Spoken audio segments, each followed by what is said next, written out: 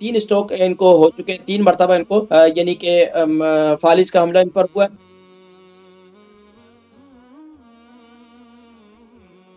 السلام علیکم ورحمۃ اللہ وبرکاتہ۔ السلام علیکم یقین صاحب۔ جی، نام عمر، وزن شہر؟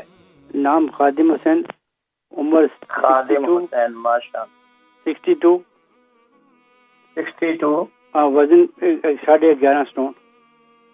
11.5 اسٹون، جی ٹھیک ہے۔ یہ بتائیے کہ کہاں سے کال کر رہے ہیں؟ میں یورکشائر باٹلے سے۔ باٹلے سے، جی فرمائیے۔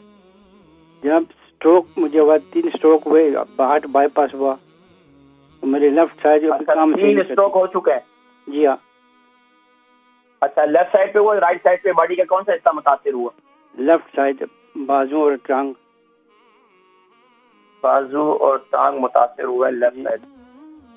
اچھا، اس کے علاوہ آپ کا بائی پاس بھی ہوا ہے؟ یہ ہارٹ بائی پاس بھی ہوا۔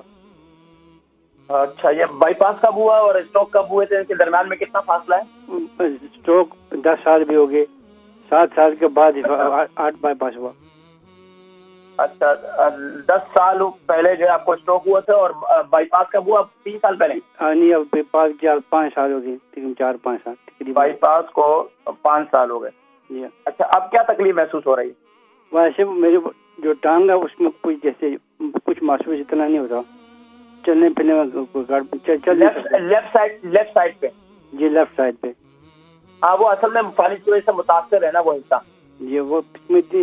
آپ سے لاسٹ ٹائم میں نے بات کی تھی، آپ نے بولا تھا کہ وہ کیا ہے، زعفران کا پانی لینا، وہ بھی لیتا ہوں میں۔ آپ کو شوگر بھی ہے؟ جی، ڈائبیٹک بھی ہوں، کولیسٹرول بھی ہے، شوگر بھی ہے۔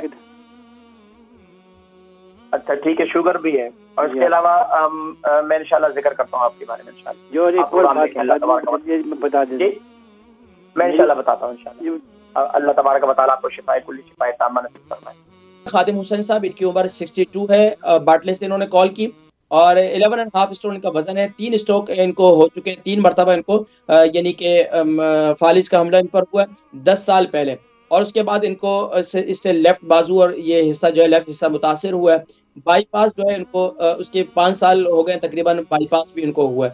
اب شوگر بھی ہے، اس کے حوالے سے کچھ بتلائیں۔ دیکھیں، اب ان کو کمزوری ہے، جو لیفٹ حصہ ہے وہ، اس پر ایک تو مساج کی ضرورت ہے، مساج کی ضرورت ہے۔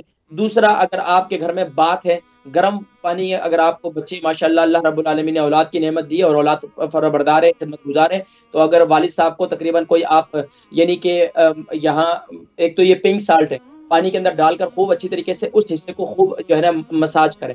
اگر تو وہاں پر اس والی مساج سے مراد یہ کہ پانی کے اندر تھوڑا سا اس حصے کو رکھیں، یعنی کہ آپ بات کے اندر بیٹھ جائیں پانی بھر کے، اور آپ کو کوئی پکڑ لے اور آپ کے سہارے میں تقریباً روزانہ دن میں 2 دفعہ یہ کریں، اس کے بعد مساج کر لیں۔ مساج کر کے اپنے اس حصے پر آپ جو ہے کوئی گرم قسم کی پٹیاں ملتی ہیں یا کوئی گرم حصہ جو ہے اس کے اوپر کوئی کپڑا باندھ دیں، اس سے انشاءاللہ العزیز وہ حصہ جو ہے آپ کا آہستہ آہستہ بہتر ہونا شروع ہو جائے گا۔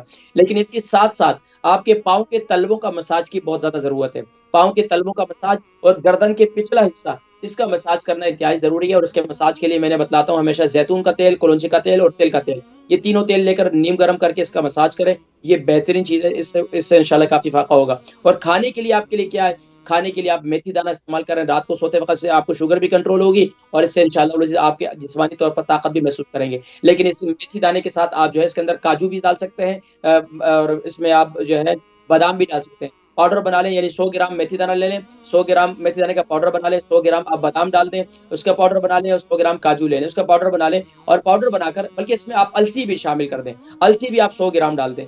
اس کا پورا ایک نسخہ تیار ہو جائے گا۔ صبح ناشتے کے بعد آپ اسے کھانا شروع کر دیں، رات کو سوتے وقت بھی اسے کھانا شروع کر دیں، انشاءاللہ اللہ کے حکم سے انشاءاللہ یہ آپ کی کافی حد تک آپ اپنے آپ کو اس میں اپنی کافی بہتر محسوس کریں گے انشاءاللہ۔